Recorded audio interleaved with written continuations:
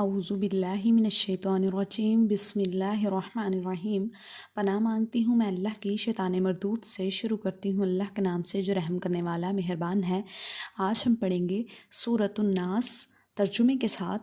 قل کہہ دیجئے اعوذ میں پناہ میں آتا ہوں برب الناس انسانوں کے رب کی، مالک الناس جو انسانوں کا بادشاہ ہے، الہ الناس جو انسانوں کا معبود ہے، من شر الوسواس الخناس اور وسوسہ ڈالنے والے کے شر سے، من سے شر الوسواسی وسوسہ ڈالنے والے کے شر سے، الخناس جو پیچھے ہٹ جاتا ہے، الخناس جو اللہ کا ذکر سن کر الخناس پیچھے ہٹ جاتا ہے، الذی وہ ذات یوسوسو جو وسوسہ ڈالتا ہے، فی صدور الناس لوگوں کے سینے میں، من الجنتی جنوں میں سے، والناسی اور انسانوں میں سے۔